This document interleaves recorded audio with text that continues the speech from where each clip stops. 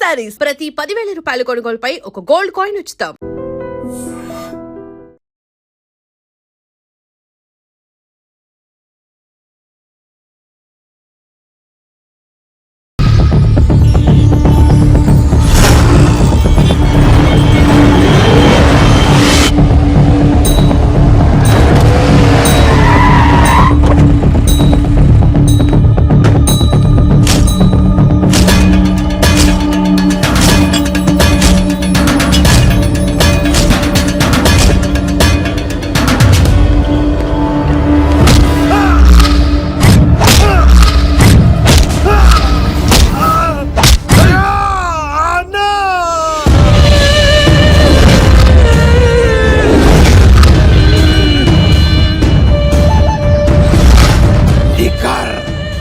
శంకర్ ని చీట్ చేస్తావా?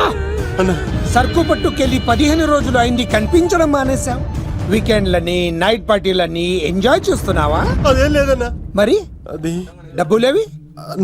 ఈ లీకర్ శంకర్ నీకు ఎలా కనబడుతున్నాడ్రా? మా అమ్మకి ఓపెన్ హార్ట్ సర్జరీ అయిందన్నా. డబ్బు మొత్తం ఖర్చు అయిందన్నా. 2 రోజులు టైం అన్నా. బాబ్జీ, మనం చేసే వ్యాపారం ఆరోగ్యం పాడు చేసేదే కానీ బాగు చేసేది కాదరా. 2 రోజులు టైం ఇవ్వన్నా, డబ్బు మొత్తం కట్టేస్తాను. ప్లీజ్ అన్నా. వీడిని తీసుకెళ్లి హాస్పిటల్ దగ్గర జాగ్రత్తగా దించే. తీసుకోబర్రా. థ్యాంక్స్ అన్నా. రేయ్, వాడిని తీసుకెళ్లి వాడి పిల్లని తీసుకొచ్చి ఇక్కడ పెట్టు. అప్పుడు వాడికి డబ్బులు ఇవ్వాలన్న సంగతి బాగా గుర్తుంటుంది. బాబ్జీ, 2 రోజులు కాదు, 2 నెలలైనా టైం తీసుకో. అన్నా, జనాలకేమో మన కంపెనీ చీప్ లిక్కర్ తాపుతావు, నువ్వు మాత్రం ఫారెన్ సరుకు తాగుతున్నావేమన్నా? అది వ్యాపారం, ఇది ఆరోగ్యం. ఏంటి లాయర్, మన కేసులో ఎంతవరకు వచ్చాయి? అన్నా, నీకు విషయం చెప్పాలన్నా. అంటే ఈ ఆగస్టు 15న చల్లపల్లి జైలు లేరు అన్నేమన్నా జెండేరానా? అన్నా, నేను చెప్పేది కాస్త సీరియస్ గా వినన్నా. సరిపోతుందా? ప్రభుత్వం ఆ రోజు రాష్ట్ర వ్యాప్తంగా 162 మంది ఖైదీలను విడుదల చేస్తోంది. అయితే ఆ లిస్ట్ లో చల్లపల్లి జైలు నుండి దుర్గాదాస్ పేరు కూడా ఉంది. దుర్గా యావజ్జీవ శిక్ష పడింది కదా, ఎలా బయటికి వస్తున్నాడు? సత్ప్రవర్తనతో రావటానికి వీల్లేదు. ఇంకో కేసు వాడి మీద పెట్టు. అరే రానైతే రాని అన్న, అని జైలు బయటనే కూర్చోసా.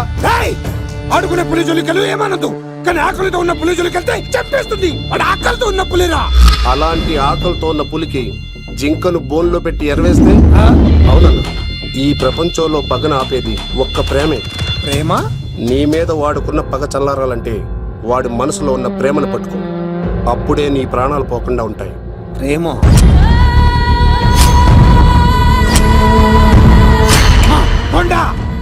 ఆ దుర్గాదాస్ గాడి బిడ్డ ఎక్కడున్నా వెతుకో. వాడు బయటకు వచ్చేలోపు ప్రాణాలతో పట్టుకో. ఒకసారి వాడి చేతుల్లో చావుని దగ్గరగా చూసి వచ్చానురా. ఈసారి వస్తే వాడు చంపేస్తాడు. వెళ్ళి పట్టుకో. ఎవరా?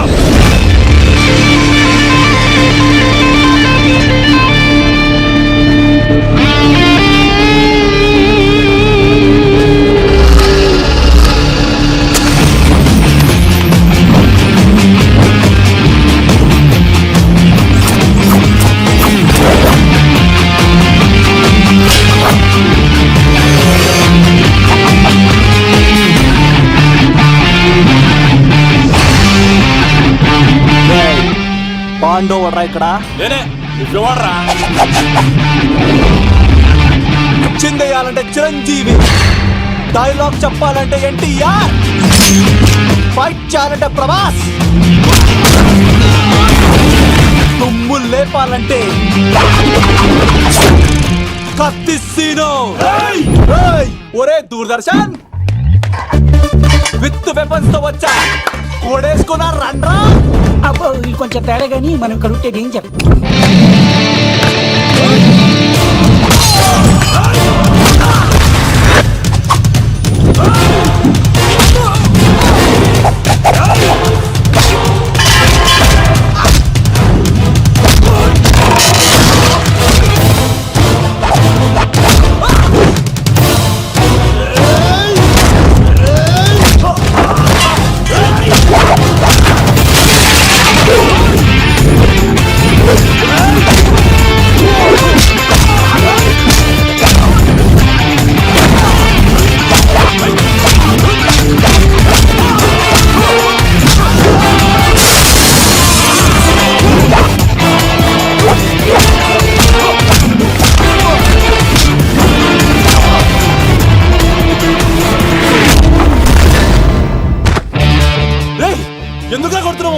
రేయ్ నీ కాలేజీలో చదివే స్వప్నం మీద యాసిడ్ పోస్తానన్నావంట. స్వప్నం ఇచ్చిందా?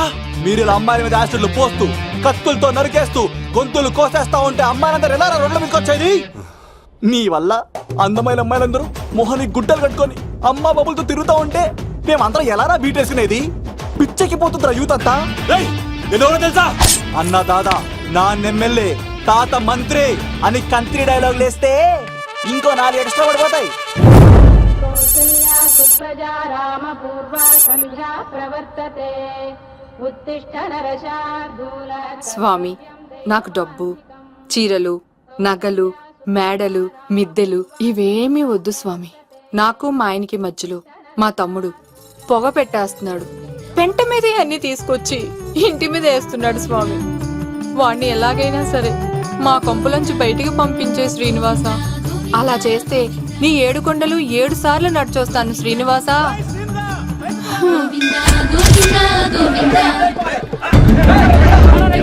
ఏమైంది అన్నయ్య గారు? బాగుందమ్మా, నువ్వు అన్నయ్య అని పిలుస్తున్నావు, నీ తమ్ముడు నన్ను మామయ్య అని పిలుస్తున్నాడు.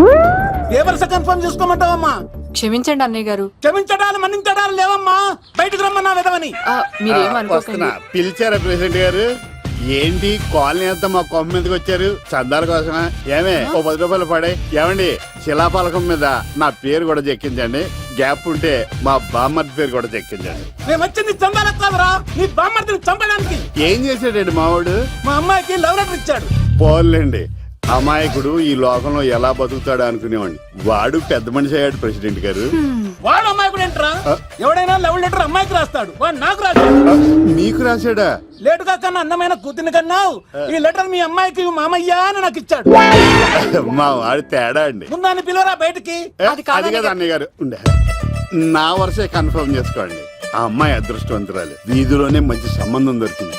వచ్చే నెల కళ్యాణమస్తు కార్యక్రమంలో కొండ మీద పెళ్లి చేద్దాం. నువ్వు బావా బ్రోకర్వా? అరే నీ బామ్మర్ది ముఖానికి ఒక లెటర్. నా బామ్మర్దిని అంత మాట అంటారా? నా పెళ్ళనన్నా పర్లేదు కానీ రేయ్ నా చేతులు తెచ్చు.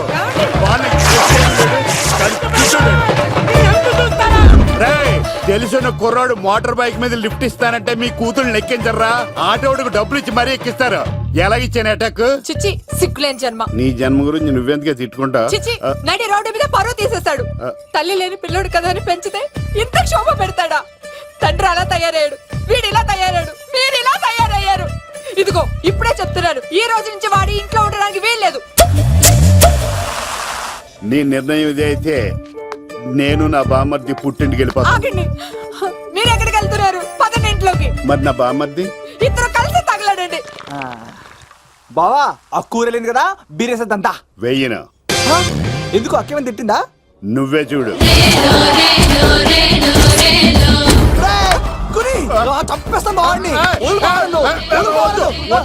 నువ్వు జైలుకి వెళ్తే బతకలేను. ఫోన్లే మర్యాద కొట్ట లెటర్ అడిగిస్తే ఆడు కూతురికి ఇవ్వకుండా ఇంటి మీదకి వస్తాడా? చచ్చిపోయాడు బావా నా చేతిలో. అంటే ఈ వావరక్షణ అంతా నా గురించి కాదా? చంపేస్తాను బావా. వద్దు వద్దు, ఆడికన్నా ముందు నన్ను చంపరా బావా. వాడు ఏమన్నాడు తెలుసా? నువ్వు బావా బ్రోకర్వా? అయినా నేను బాధపడలేదు. అరే నీ బామ్మర్ది ముఖానికి. ఓ లవ్వ అన్నాడు, నా పరువు మొత్తం పోయింది. మరి ఇప్పుడు ఏం చేద్దాం? బామ్మర్ది, ఈ బావ కోసం చిన్న పని చేస్తావా? చెప్పు బావా, ఏం చేయమంటావు? వాడి కూతురి కంటే అందగత్తెని నువ్వు ప్రేమించి పెళ్లి చేసుకుని తీసుకురావాలి. ఎక్కడైతే నా పరువు పోయిందో, ఏ కాలనీ వాళ్ళ దగ్గర నన్ను నా బామ్మర్దిని చీకొట్టాడో, అదే కాలనీలో ఆ ప్రెసిడెంట్ గారి ముందు నేను కాళ్ళు రగరేసుకుని తిరగాలి. అప్పుడు దాకా నేను కాళ్ళరున్న చొక్కాలు వేసుకోవాలి. ఎంత రిస్క్ అయినా సరే ముంబై వెళ్ళి దేవ్ కూతుర్ని ప్రేమించి పెళ్లి చేసుకుని తీసుకురా. తెలిస్తే బొక్క మీద అంటాడు. నీ బాటిలిచ్చుకు బుర్ర మీద కొట్టానంటే బొక్కడిపోద్ది తప్పడం మొక్కనాయలా. చెప్పా మర్ది, నువ్వు నా కోసం చేస్తావా చేయవా? నా బావ కళలో ఆనందం చూడడానికి ఈ బామ్మది ఏమైనా చేస్తా.